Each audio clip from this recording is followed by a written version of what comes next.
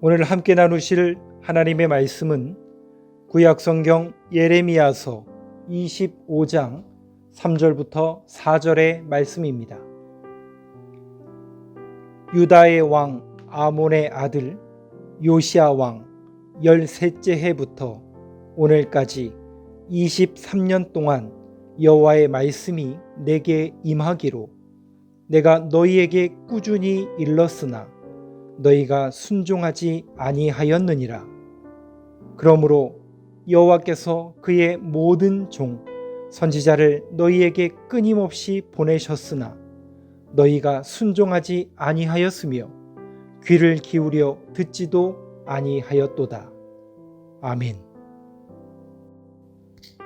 예레미야가 하나님으로부터 선지자로 소명을 받아 활동하기 시작한 것은 요시야 왕 제13년 BC 627년입니다. 그리고 예레미야가 오늘 본문의 예언을 선포한 때는 여호야김 왕 제4년인 BC 605년입니다.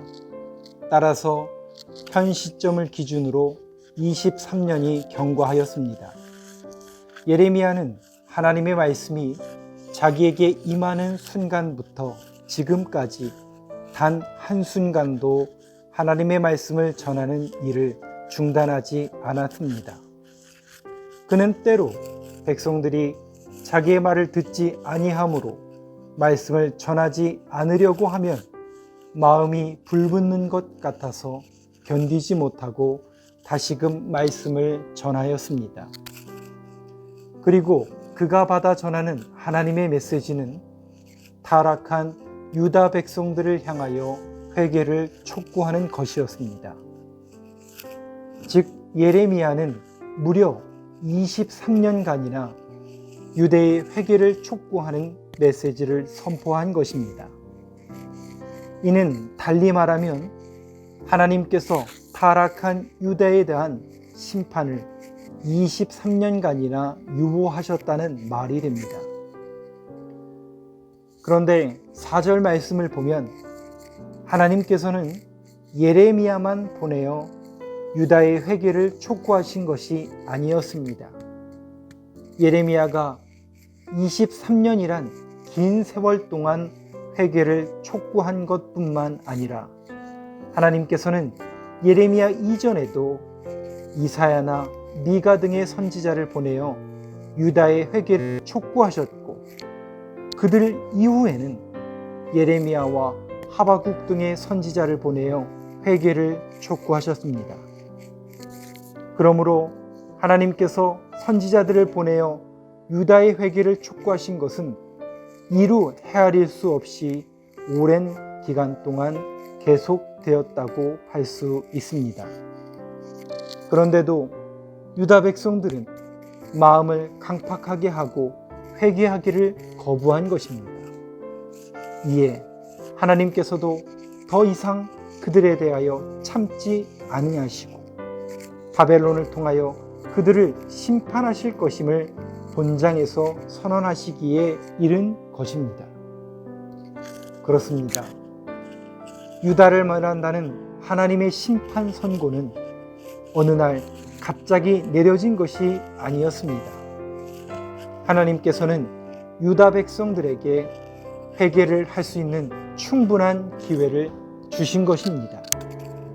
하나님께서는 그들이 회개하고 돌이키기를 참으로 오래 참고 기다리셨습니다. 그냥 기다리신 것이 아닙니다.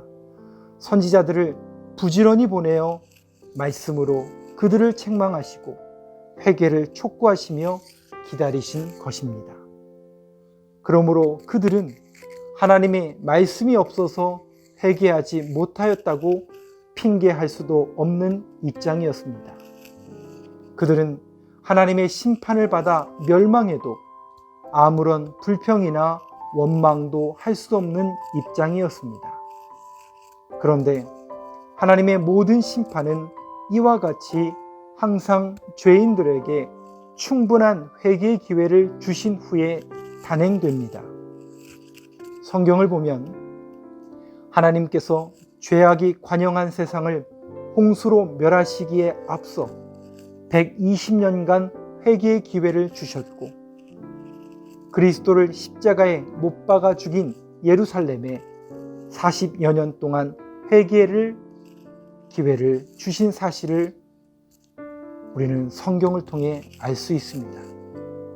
그런데도 그들은 회개하지 아니함으로 끝내 파멸의 길로 가고 말았습니다.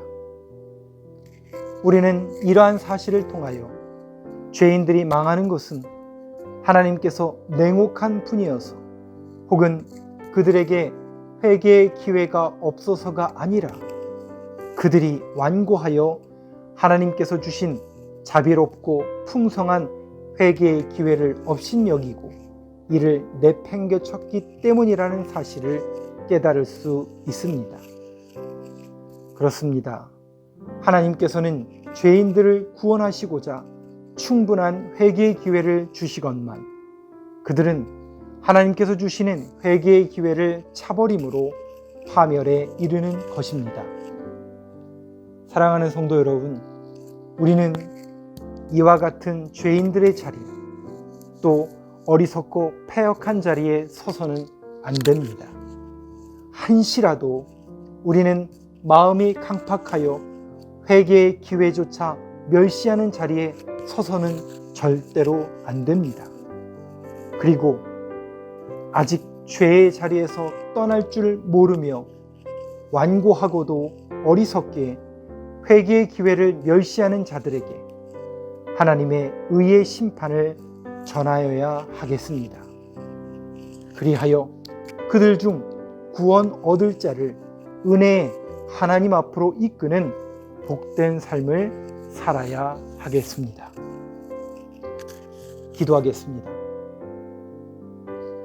만물보다 거짓되고 심히 부패한 것은 마음이라고 말씀하신 하나님, 오늘도 우리의 마음을 주장하시어 하나님의 뜻대로 살게 하옵소서. 오늘 주어진 이 하루의 삶 가운데 의의 자리, 하나님의 말씀에 순종하는 자리로 우리를 인도하여 주옵소서.